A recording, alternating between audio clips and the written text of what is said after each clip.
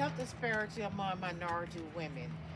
Women of color have always received less medical care or insufficient medical care. This comes from racial inequalities.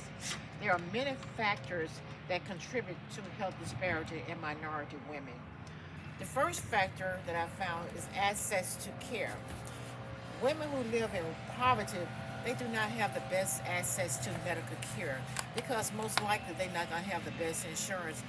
And some of them don't have any insurance, so they have to go to the hospitals that do free health care, and sometimes you don't get the best doctors. You don't get the best doctors. In a rural environment, sometimes that leads to poor health because sometimes you don't have the best doctors in those small towns. Most doctors, they try to gravitate toward big cities. That's where the money is. So people have to take what they can have to get what they can get, and a lot of times they don't have good doctors. So that leads to poor health and community and social factors. Sometimes you have a lot of minority women, they are single moms, and a lot of them have quite a few children, and a lot of times they put their children first and they neglect their health so they can make sure that their children have good health. So in return, when they forget their health, things come up and they find out they have different type of diseases and stuff, and sometimes it's too late to catch them. So that leads to poor health and inadequate access to healthy foods. If you live in a poor, predominantly minority neighborhood, sometimes they don't bring the best foods in those neighborhoods because I think they feel like those people can't afford it. So, and if they don't have cars and transportation to get to these other areas, they have to get what they can get, and they have to end up buying those foods that are not healthy. So, in return, those unhealthy foods leads to health problems. Leads to health problems. And sometimes as a single mom, um, education can play a part in that also.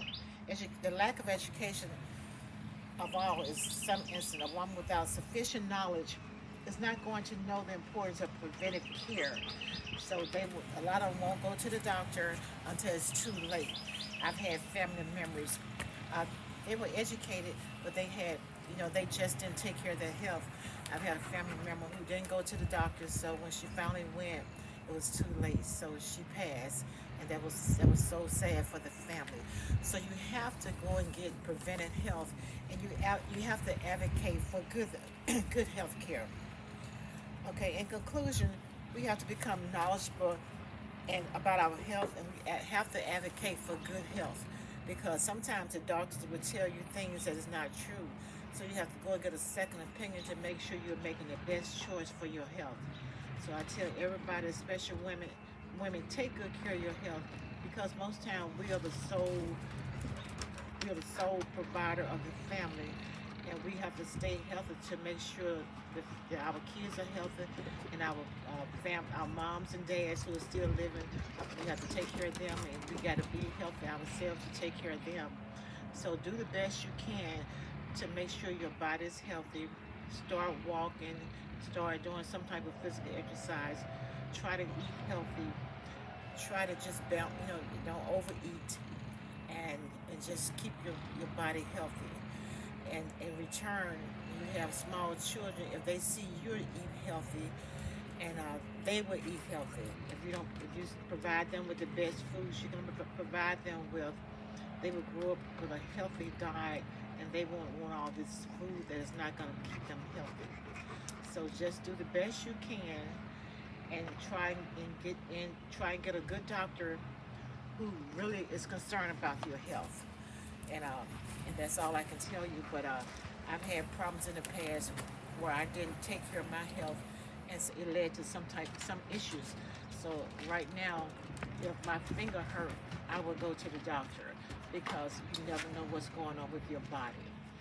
So in conclusion, again, just do the best you can, and try and get up on a good physician, and get make all your appointments and do all your health screenings so you'll know what's going on with your body. My information was cited from the first one was pmc.ncbi.nlm.nih.gov. And this is health disparity gaps in access, quality, affordable medical care. The second one was came from ncsl.org, Health Disparities Overview. The third one came from healthaffairs.org. This is Achieving Health Equity, Closing the Gap in Healthcare Disparity, Intervention and Research. The fourth one I got from YouTube, a YouTube video, and it says Understanding Disparities in Healthcare. So I hope you have learned something from what I've just presented to you.